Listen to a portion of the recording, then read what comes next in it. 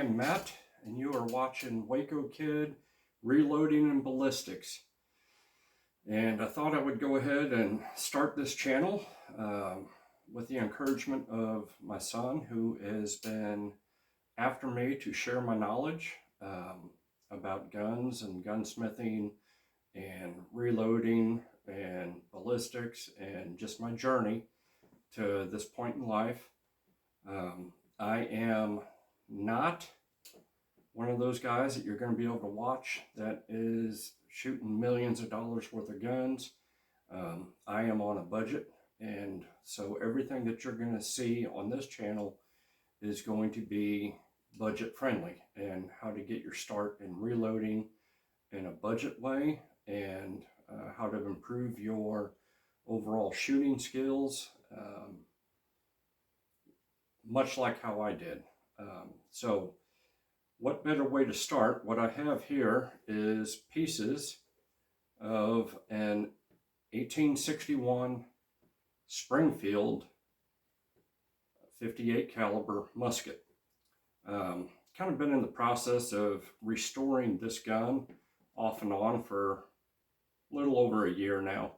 The journey started several years ago, well, 30 years ago, when I was doing Civil War reenacting. I bought this gun, I reenacted with it. I did not ever try to make it a shooter. It was only for blanks. And then I got out of reenacting about 20 years ago, and have continued shooting, and have since then competed several times in muzzleloading competitions, rendezvous, and things like that. So one of the problems with this gun was, when I got it, it was an Italian Army sport. And the front sight, which unbeknownst to me, the front sight was on crooked. It would have been like trying to shoot it in this position. And it didn't dawn on me because, you know, I was never trying to shoot it alive. So I finally, a few years ago, decided, let me back up just a little bit. I'm right-handed, but left eye dominant, and lost a lot of my right vision years ago, back when I was about 16. Lost a lot of it. I've had LASIK, but I still only see about 20/40, a week 20/40 with my right eye. So I've had to readjust and learn how to reshoot left-handed over the years. These guns are made for right-handed righties. Well, when you're crossed over and shooting and that side lock is going off, your right arm gets powder burnt and catches fragments. So I wanted a flintlock rifle. I decided, well, you know, maybe I'll find out if this is a shooter. Maybe I'll convert it over to a flintlock and keep wearing an arm guard and all that stuff. So I started working with trying to get it to group. And that's when I realized it was shooting about 10 inches high and about 6 inches left at 25 yards. It was awful, absolutely awful. That's also when I noticed that the front button sight was soldered on in the wrong position. So I was able to track down a replacement sight. It was only about $5, shipping included, and sweat the old one off and put the new one on in the correct position, and started working again with trying to get it to group better and to land. You know, the way you sight these guns in is you end up having to file that front sight back down to the correct height.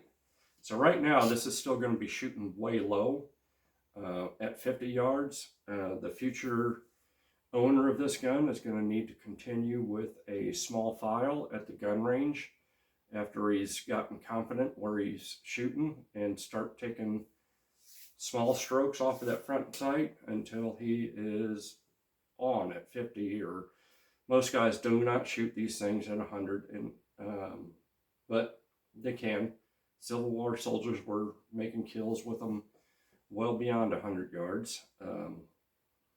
So the gun, when I first got it out of my gun safe a few years ago, looked almost like this gunsling. It was almost that rusty when I started this project. And I just kind of recently kicked it into high gear because I actually have a buyer for this now. And that is going to fund my left-handed flintlock desire that I'm wanting. So how I started in shooting was how most of your typical 7-year-old boys do, was with a Daisy Red Ryder. Of course, you know, those are about as accurate as throwing a rock at a barn, but it did teach me the fundamentals.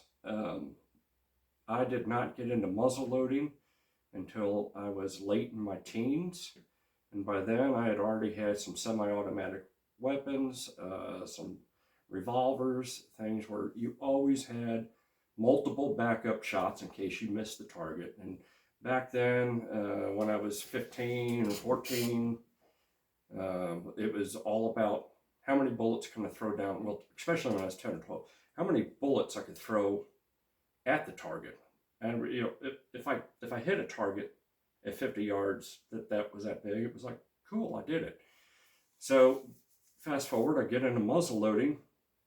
I also, as a teenager, bought a Daisy 880, I think it was. It was one of those pump-up BB guns. You had to pump it about 10 times per shot, and that will teach you patience, because when you miss, it takes you a little bit of time to get back on target and get another load in there, and it's not bang, bang, bang. And I spent the summer in my parents' backyard taking the cypress ball seeds for my targets off of a cypress tree that was in their backyard, and became pretty adept at rifle shooting with that. Then crossed over into muzzle loading. And when you're brand new at muzzle loading, you're probably only going to get one shot every 2 minutes. And it's a little bit of a workout, because you have to measure out your gunpowder charge. You have to get your patch ready. You have to center the patch on the muzzle, dump the powder charge down there, center your patch on the muzzle. There's lots of YouTube channels of this. And it's a whole process of ramming a load home and getting it to send. So Mel Gibson said in The Patriot, you aim small, you miss small. That is very much how I learned to be where I am now, where I am a competitive shooter. I compete in several different classes, including muzzle loading. And you know, you just have to work your way into it. When you miss with a muzzle loader, you've missed 3 minutes of your life, because now you're going to have to spend another 3 minutes reloading. You eventually get faster, and can, you know, during the Civil War, a soldier was expected to be able to shoot 3 shots well aimed in under a minute. That is extremely fast, extremely hard to duplicate, and very hard to be accurate with. So I put the new front sight on this gun. I then discovered that the gun was not grouping well. So the problem was, I just really discovered this week, was this being a reproduction gun barrel in 58 caliber, the rounds that it was designed to shoot are 575 hollow base, and when the gunpowder charge goes off, the base expands slightly to engage the rifling. The rifling in this barrel is cut 5 thousandths deep. The bore is 58, so 5 thousandths on each side times 2. That means that I need a minimum of a 59 caliber projectile for this thing to put it into a good spin, so that the the rifling will twist the projectile and stabilize it. And so that's why I was not able to get it to group. So I have since let the buyer know that he needs a 575 round ball and patched, and this would be a shooter, or to get a custom mold made in 592 caliber, and shoot about a 9/10 of an inch or 985, maybe a 105 length bullet. This thing would probably be an excellent all-day shooter. So I'm going to go ahead and assemble this gun. That's what this channel is going to be, is reloading. There is going to be some shooting on this channel, just not every video. Most of it is going to be me sharing a little bit of smithing techniques, budget reloading, how to build accurate bullets, and whatever kind of comes along during the week. So, all right, let's get started putting this one together.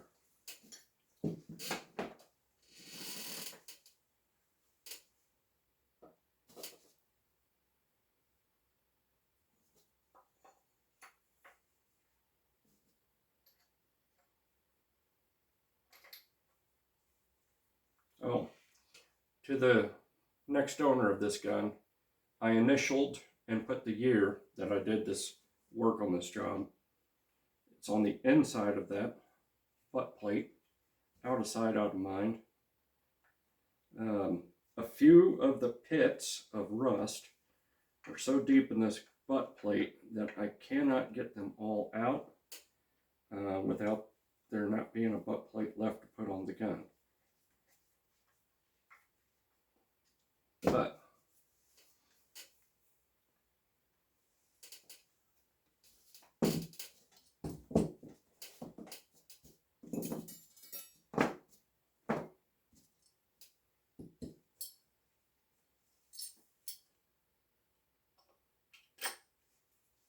now, it's been several years since I've taken this apart. Like I said, well, at least a year. So I'm a little rusty on the assembly procedure, and there's a good possibility I may have to take this back apart and assemble it in a different order. But for the time being, I'm going to leave all my screws a little on the loose side.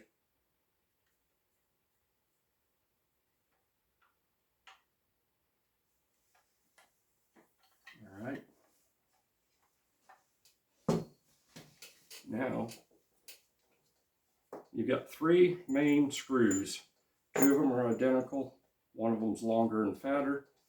You also have these two little specialized spacers and two smaller washers. These came with the gun. I don't know. I do not remember if that was something that I discovered was a problem with the lock 20 years ago or 30 years ago, that it was hanging up. And therefore I put them in there to space the lock screws back out a little bit.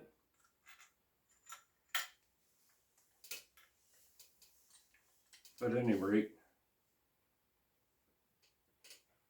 because right here where that hammer is by my thumb, that's where this screw goes through.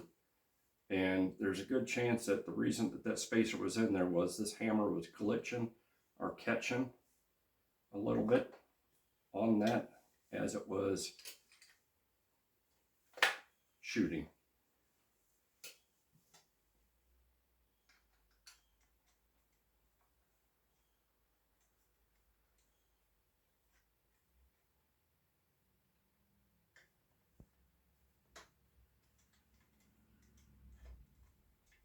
Again, leaving my screws a little bit on the loose side. I'll do the final tightening once I know everything is fitting good. Now, I already oiled the inside of that lock. I do need to oil this barrel prior to this next step. By the way, these guns were issued to the soldiers in the white, meaning there's no protection on here. This is not stainless steel. This is a carbon steel. I don't know what its carbon content is, to be completely honest. But I do know that most of the surviving guns from the era, from the 1850s, 60s, and 70s, they're brown, but they're not brown because that was some sort of a normal finish. They're brown because as they rusted overnight, literally, if you leave this thing out on a humid day without oil on it, it will flash rust overnight. So I'm just getting a coat of good coat of oil on the underneath side of this barrel right now. People that own these guns, if you're shooting them regular, then you're oiling this thing regular. If you're not shooting them regular, you need to be taking them out of your gun safe at least once a year, taking them apart, cleaning them, and oiling them, whether you're shooting them or not. That was where I went wrong. This thing spent 20 years of its life in a gun safe. Actually, it's too long to fit in a gun case safe, so it spent 20 years in a gun sock tucked in the corner of a closet, and it just literally, rust is the enemy of anything that is not blued. Bluing is nothing more than a different style of rust, and it's done in a controlled fashion with chemicals. All right, so I grabbed just a little bit too far forward on that gun barrel.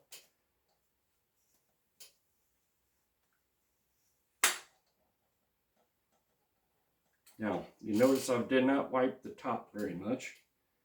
That was on purpose.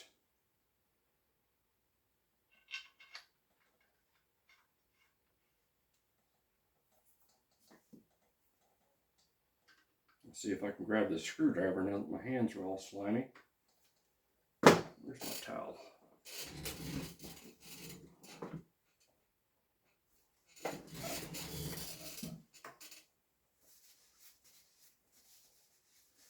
So a lot of times you would hear stories of guys, grandpas having these things and it being sitting on a mantle above a fireplace, and was there all of their life growing up, and then somebody finally took it down when grandpa died, and there was rusty fingerprints. So as long as there is a good coating of oil, these gun barrels will not rust. However, without a good coating of oil, your fingers, the oil on your fingers has got the sweat in your fingers, and oil has a little bit of an acid to it, so it'll eat through the oil. I can see my fingerprints from where I've handled this polished barrel and know that if that's not wiped away soon, that it will already start the process of making a rusty fingerprint. Then everybody will know 150 years from now, hey, somebody that had a finger that looked just like this was an idiot and put this gun together and didn't oil it right. All right, so you had, in the Civil War, you had muskets that were chambered in .58 caliber and .575. The Enfields that were brought over and found their way into the Confederacy predominantly was .577, I think was the calibration of them. And they had two bands that held the barrel on. This Springfield is a 3-band model. They had carbines and stuff that was less fitting, or less bands, 2 bands, but Springfield's, if it was a musket for the Civil War, it had 3 bands.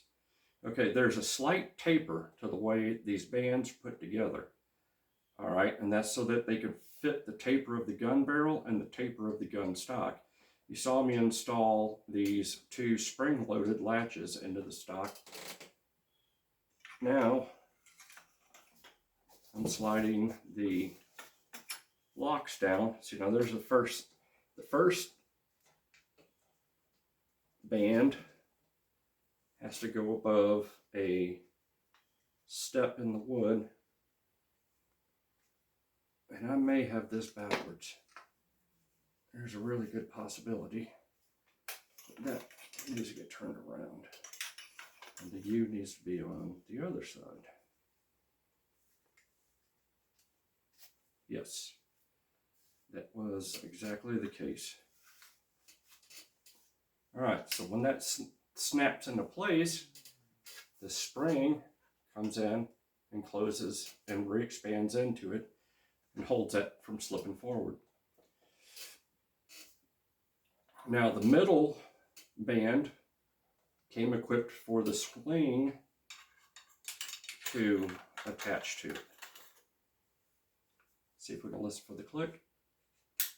There it is.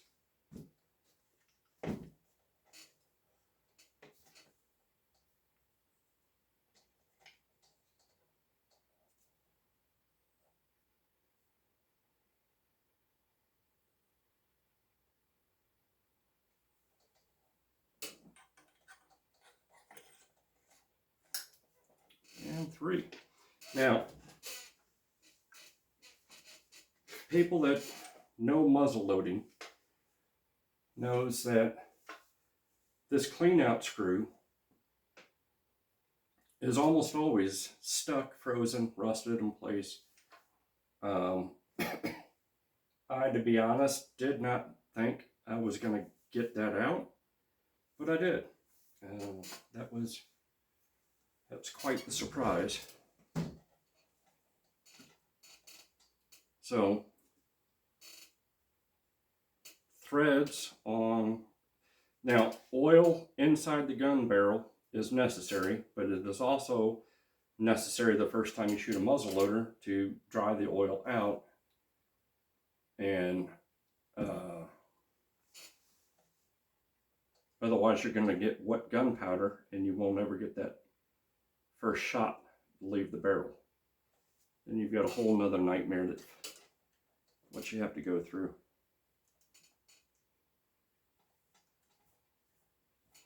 All right, so I'm putting the clean out screw back into the side of the lock. That is a direct line into the breech of the gun, where if you're having misfires or caps are popping and your charge isn't going, you can take that screw out and run a pick in there.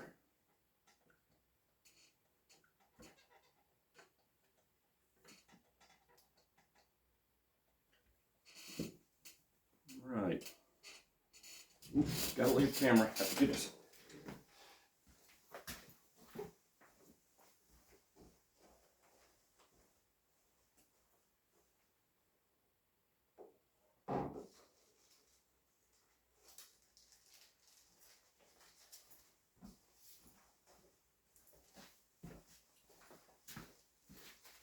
I've already bagged up some of the tools that goes specifically for this caliber and this gun. This is a musket cap ignition. So musket cap is much larger than a number 11. This is 5/16 by 24 thread. And I know that for a fact because I ended up having to get this, once I got this out, I had to get 5/16 by 24 thread bolts so I could plug this end and let the barrel soak with a penetrating oil without it leaking out, so that I can make sure that I got the inside all polished out. And in the process of that, there was a lot of rust that accumulated in here. So then I had to take that bolt and turn that into a tap, a primitive tap. And I did that by using a Dremel and just cut not where the starting threads were, but the 180 degrees the other side of that bolt. Here, I'll show you. I think I've got the second bolt over here. Yes.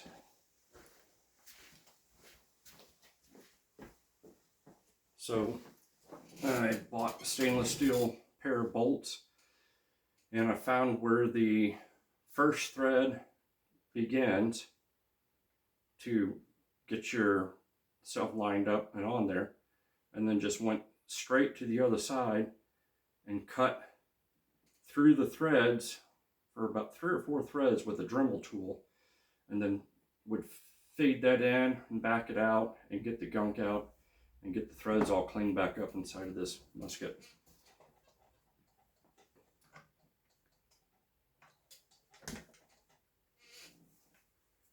All right, the lock is going to get tightened last.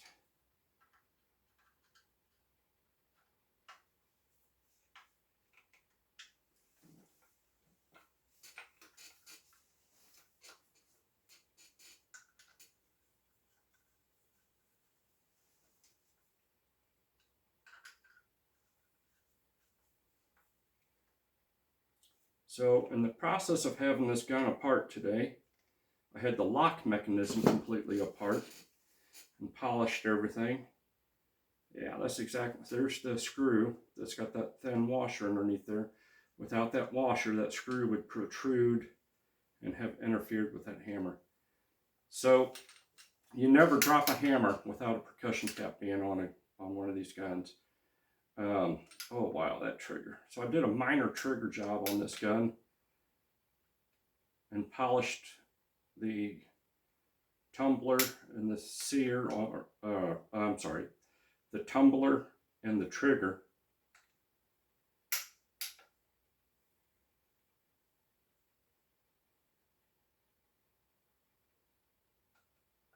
Yeah, that's really nice.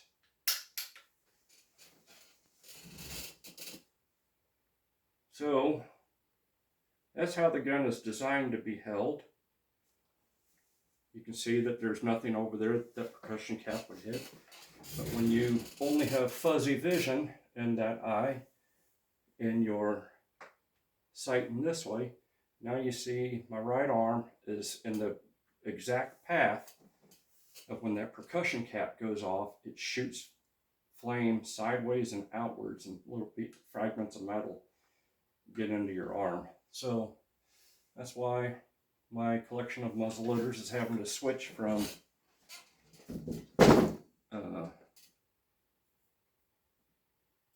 right-handed locks to left-handed locks. I am a bit of a purist. I do own an inline, a singular inline, just because it was the big thing a few years ago to own them and get them. And there's a lot of guys that get them and shoot them, and there's some guys that some states now you can't even hunt with them. You have to hunt open sights, iron sights. You have to have a side lock. A few of the states even mandate that you have a flintlock in order to hunt in the muzzleloading season. So all I'm doing at this point is the parts of the barrel that was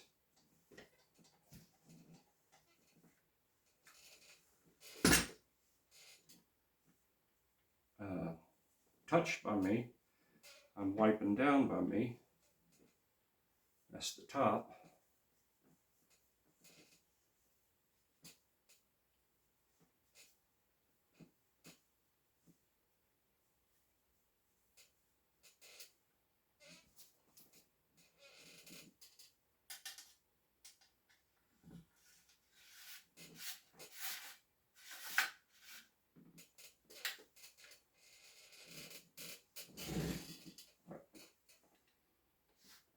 metal everywhere that needs oil.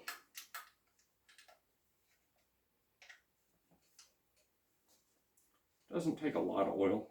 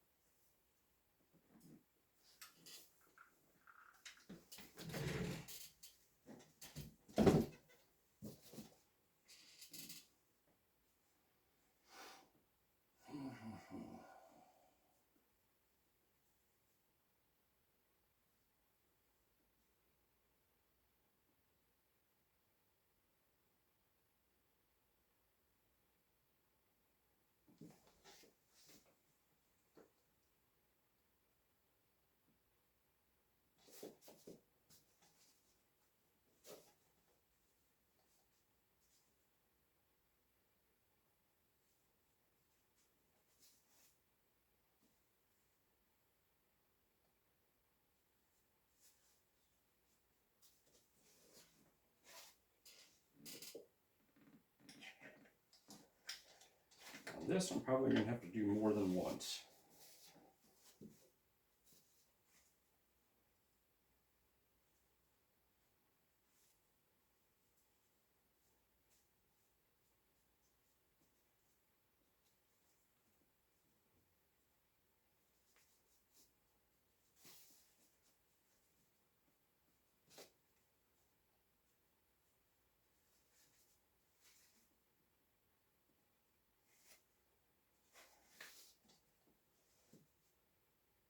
Yep, already messed up.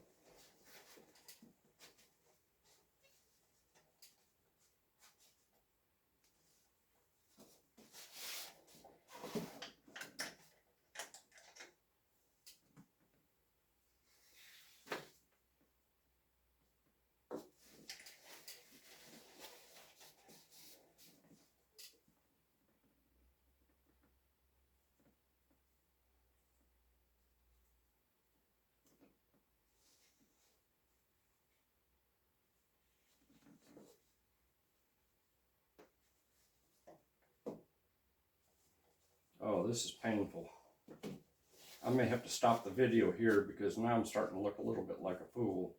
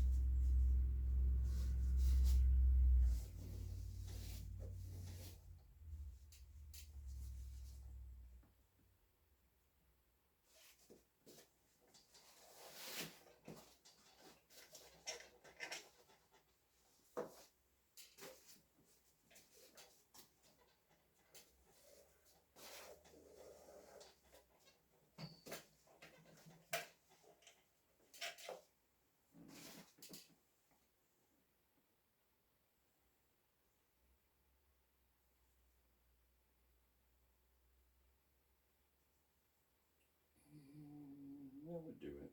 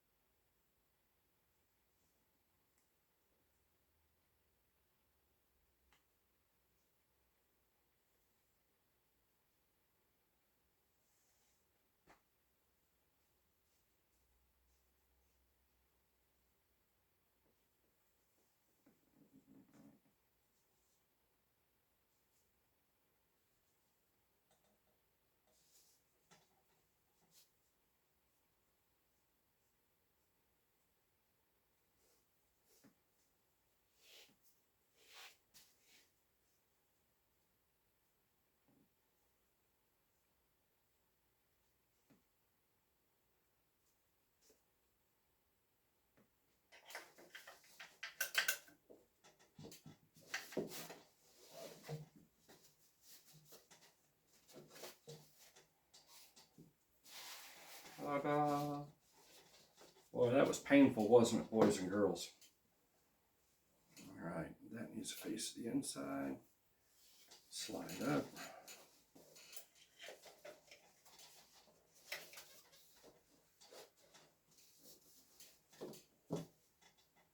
Go ahead and cinch this where it takes up the least amount of space.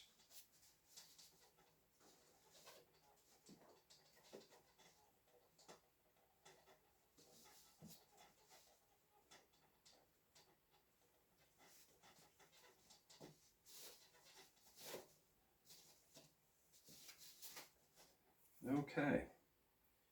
Now, last thing that I do for long-term storage of these guns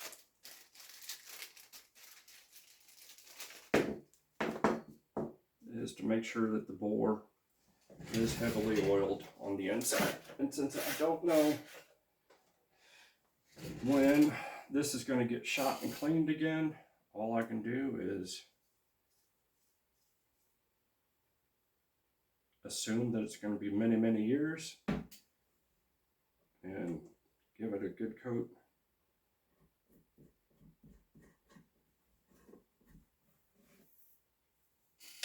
Get a heavy coat of oil. I have a bore light over here. Okay. And it works. Wow. All right.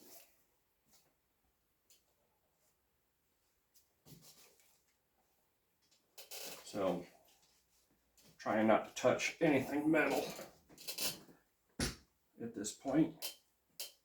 About impossible.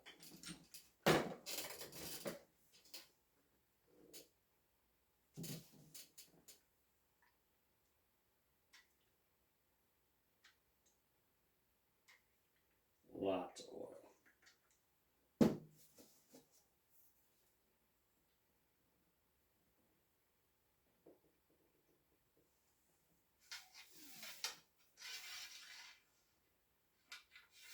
Never been a fan of steel ramrods on steel barrels for the fact that you can wreck what rifling there is, but that's authentically what these guns had.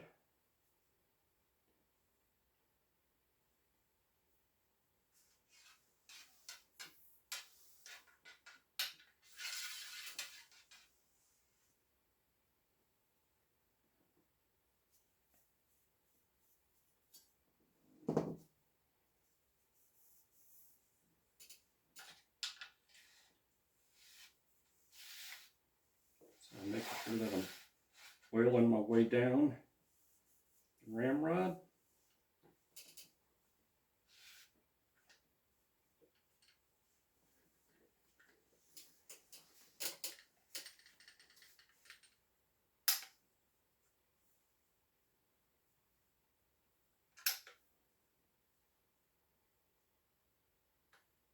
And I always seal musket nipple up with the oiled cotton. Now I'm going to take a look at the rifling of this.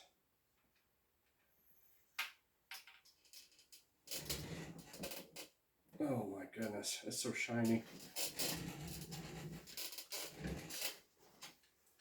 Let's see if you can see it. Oh my goodness.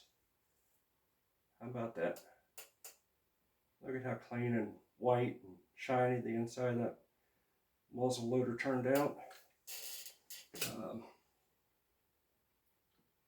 So the trick that I used took me a while to remember from 20 some odd years ago, that most of the time you just clean these things with boiling water or hot water and regular old dish detergent, soap, and then you clean them up and you oil them. The problem is, once you get some heavy, like heavy used, heavy fouling, like you're not using a oiled patch between shots,